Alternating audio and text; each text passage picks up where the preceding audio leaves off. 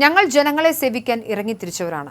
ഞങ്ങൾക്ക് എന്ത് ശമ്പളം എന്ന് ചോദിക്കുന്ന രാഷ്ട്രീയ നേതാക്കളുടെ അക്കൗണ്ടിലേക്ക് മാസാമാസം സർക്കാർ ഖജനാവിൽ നിന്നും ഒഴുകിയെത്തുന്ന തുക എത്രയെന്ന് നിങ്ങൾക്കറിയാമോ?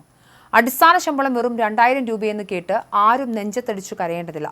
കാരണം ശമ്പളം ചെറുതാണെങ്കിലും അതിൻ്റെ 100 ഇരട്ടി തുകയാണ് പലവിധ അലവൻസുകളായും യാത്രാബത്തകളായും ഓരോ MLA-മാരുടെയും കീശയിലെത്തുന്നത്. കേരളത്തിലെ സാമാജികരുടെ ശമ്പളം മറ്റ് സംസ്ഥാനങ്ങളിലുള്ളവരുമായി തട്ടിച്ചു നോക്കിയാൽ കുറവാണ്. പക്ഷേ അതത്ര നിസ്സാരവുമല്ല. ജീവിത ചെലവുകൾക്കും ദൈനംദിന യാത്രകൾക്കും യോഗങ്ങൾക്കുമടക്കം നിരവധി ഇനങ്ങളിൽ MLA-മാർക്ക് അലവൻസുകളായി പല തുകകളും സർക്കാർ വകവെച്ച് നൽകുന്നുണ്ട്. നിയോജക മണ്ഡലത്തിനെ പ്രതിനിധാനം ചെയ്യുന്നുവെന്ന രീതിയിൽ പ്രതിമാസം 25,000 രൂപ അലവൻസായി ഓരോ MLA-മാർക്കും നൽകപ്പെടുന്നുണ്ട്. ശമ്പള ഇനം എന്ന പേരിൽ ഫിക്സഡ് അലവൻസായി നിലവിൽ സർക്കാർ നൽകി വരുന്നത് 2000 രൂപയാണ്.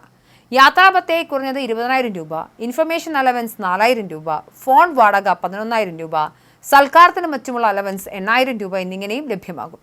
ഇത്തരത്തിൽ MLA-മാർക്ക് മാസം പ്രതി ആകെ അലവൻസ് ലഭിക്കുന്നത് 70,000 രൂപയാണ്. യാത്രയ്ക്കായി പല ആനുകൂല്യങ്ങളും സർക്കാർ നൽകുന്നുണ്ട്. റോഡ്, ട്രെയിൻ യാത്രകൾ എത്രയും ആവാം, ദൂരപരിധിയില്ല. കേരളത്തിന് അകത്തും പുറത്തുമുള്ള റോഡ് മാർഗമുള്ള യാത്രകൾക്ക് കിലോമീറ്ററിന് 10 രൂപയാണ് ഈടാക്കുന്നത്. വിമാനയാത്രയുടെ കൂലിയായി വർഷാവർഷം 50,000 രൂപയും ലഭിക്കും. പക്ഷേ യാത്രകൾ ഭരണപരമായ കാര്യങ്ങൾക്ക് മാത്രമായിരിക്കണം എന്ന് മാത്രം. ട്രെയിനിലെ യാത്രയിലെ കൂപ്പണിനും മറ്റു വാഹനങ്ങളിൽ ഇന്ധനത്തിനുമായി പ്രതിമാസം 4 ലക്ഷം രൂപ അനുവദിക്കുന്നതാണ് ചട്ടം. KSRTC-യിലും സർക്കാർ ബോട്ടുകളിലും സൗജന്യ യാത്രയാണ്. ചികിത്സാ ചെലവ് പൂർണ്ണമായും സർക്കാർ പരിധിയിലാണ് വരുന്നത്.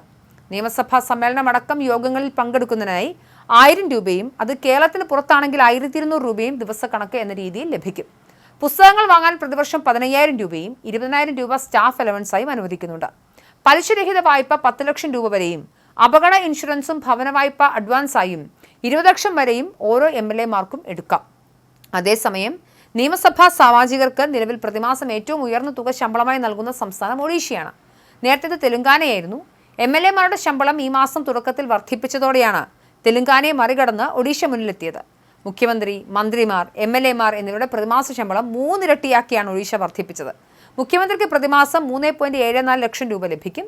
അതിൽ 1 ലക്ഷം രൂപ ശമ്പളമാണ്. ബാക്കി വിവിധ അലവൻസുകളുമുണ്ട്. ഉപമുഖ്യമന്ത്രിയുടെ പുതുക്കിയ പ്രതിമാസ ശമ്പളം 3.68 ലക്ഷം രൂപയും ക്യാബിനറ്റ് മന്ത്രിമാർക്ക് 3.62 ലക്ഷം രൂപയും മറ്റ് മന്ത്രിമാർക്ക് 3.56 ലക്ഷവും ലഭിക്കും. സ്പീക്കറുടെ ശമ്പളവും അലവൻസുകളും 3.68 ലക്ഷമായി വർദ്ധിപ്പിച്ചു. ഡെപ്യൂട്ടി സ്പീക്കർക്ക് 3.56 ലക്ഷവും പ്രതിപക്ഷ നേതാവിനും സർക്കാർ ചീഫ് വിപ്പിനും പ്രതിമാസം 3.62 ലക്ഷവും ലഭിക്കും. ഓരോ MLA-ക്കും പ്രതിമാസം 1.10 ലക്ഷം രൂപയായിരുന്നു ഇതുവരെ ലഭിച്ചുകൊണ്ടിരുന്നത്. എന്നാൽ പുതുക്കിയ ശമ്പള ഘടന പ്രകാരം ഇത് 3.45 ലക്ഷം രൂപയായി വർദ്ധിച്ചു. അടിസ്ഥാന ശമ്പളം 35,000 രൂപയിൽ നിന്നും 90,000 രൂപയായി.